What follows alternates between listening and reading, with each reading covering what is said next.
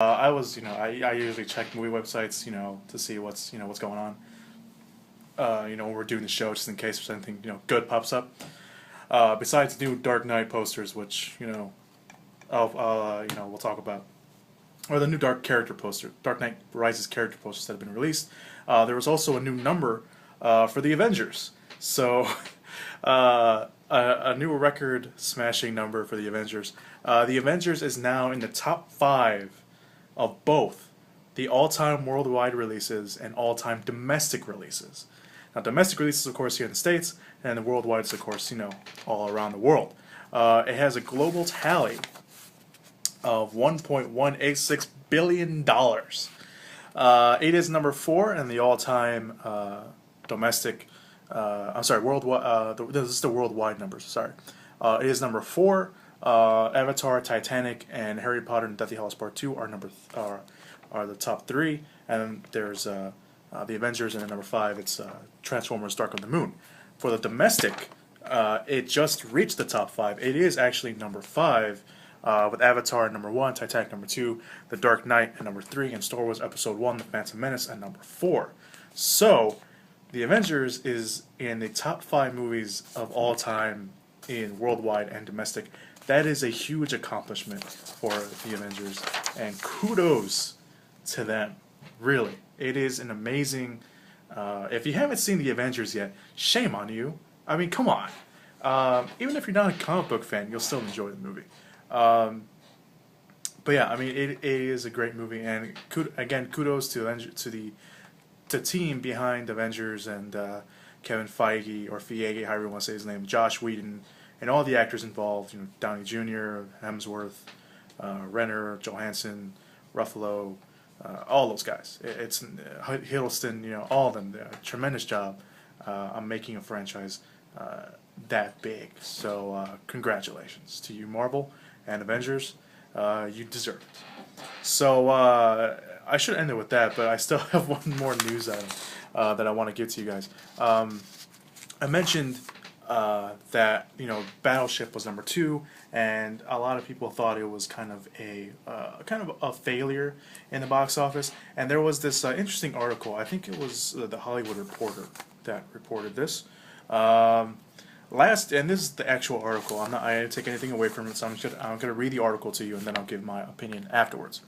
Last year, moviegoers under the age of 25 turned out in force for Transformers: Dark of the Moon, propelling the film to post a 6-day debut at $187 million when opening over the July 4th weekend, including a 3-day weekend total of $97.9 million. This past week, fellow Hasbro Entertainment property Battleship, complete with Transformers like Aliens, debuted to a $25.3 million at the domestic box office, sending shockwaves through the film industry. With the Avengers still storming the marketplace, observers knew that Universal and Hasbro's Battleship would come in on a more modest side of $35 to $40 million, but no one expected it to come out at such a low level after making $266 million overseas. The big difference between Battleship and Dark of the Moon: 66% of Battleship audiences were over the age of 25, and 50% were over 30. Some speculate that the younger moviegoers had no connection to the classic board game that Battleship is based on. Another problem would be the perception that it is some sort of Transformers ripoff. Universal's marketing campaign focused heavily on males, who made up 57% of the audience. Transformers likewise played up best to the males at first, but quickly became an all-audience title, including playing well to families. Many doubt that Battleship will make the same leap. Battleship appeared to have lost younger males to the R-rated comedy The Dictator, which posted a 5-day debut at $25.4 million. Of Dictator's audiences, 65% were under the age of 25, and 65% were male.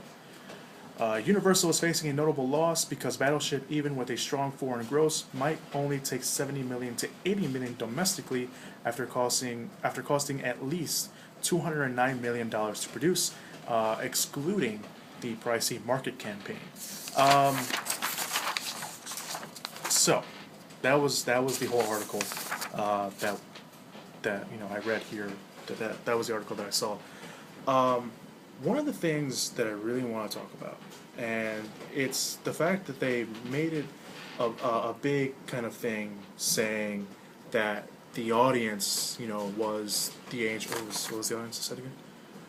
Uh, the audience for Battleship was 66% over the age of 25 and 50% of age over 30.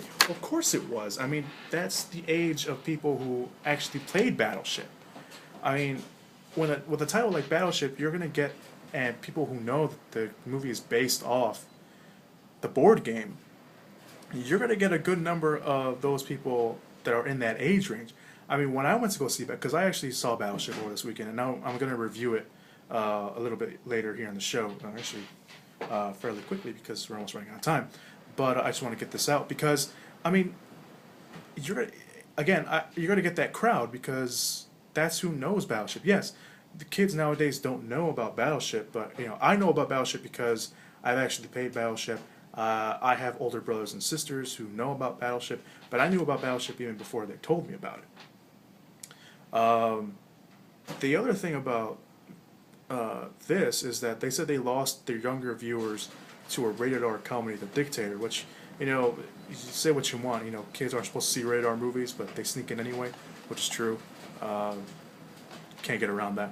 But anyway, the thing with Battleship is that, yeah, I mean, they could have done a better marketing campaign, the targeting the young kids. I know they released a new Battleship version for kids with like sounds and stuff, but I mean, come on, it's the same game. I don't think I personally do not really think that it suffered because it didn't have a younger demographic. I think it suffered because a lot of people were like, you're gonna make a movie about a board game. I think that's what really made the movie suffer. It wasn't the fact that they didn't have a younger audience. It was the fact that a lot of people thought that this was a dumb idea, basing a movie off a board game. I mean, you can base a game off a video game because at least with video games you have some sort of story structure in the game that you can bring out in the movies. But with Battleship, I mean, Battleship was literally you saying a number like E3, and then the other guy would be hit, or miss, or you sunk my battleship. But the thing with that is, I really don't think that it may have played a part of not having that younger demographic, but at the same time, it's not completely their fault. I mean, Hasbro has to realize that they have a success with the Transformers series. Fine, that is completely fine. I mean, they can ride into the sunset with the amounts of money they made off the Transformers series. Not every movie's going to be a hit, but the thing with Battleship is that, again, you have that certain demographic because you're going to have that core audience that knows the game. Again, when I went to go see it, I actually didn't finish this. The whole room was not filled with kids, and I didn't mind that because I don't, kids sometimes ruin the movie for me, but little kids, that is. Everybody in that theater was at least over the age of 20, maybe 25. That's true, and I'm 21, so, but beyond that, I mean, there was like these two little kids, but they were with their parents.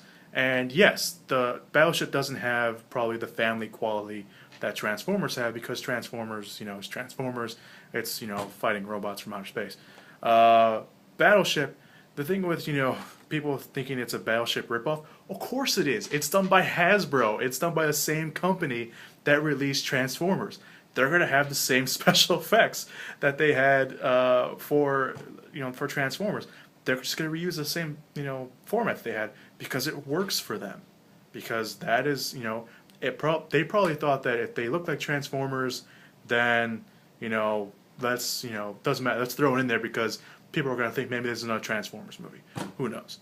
I don't know. I just, I don't like when a movie fails, despite, how much, I'll bash a movie like Ghost Rider, like Ghost Rider Spirit of Vengeance. Or whatever Channing Tatum movie's out. I don't like bashing. I don't like saying. I really don't hope that a movie fails or does bad or anything like that. But for Battleship, I actually thought that it was going to do a lot worse.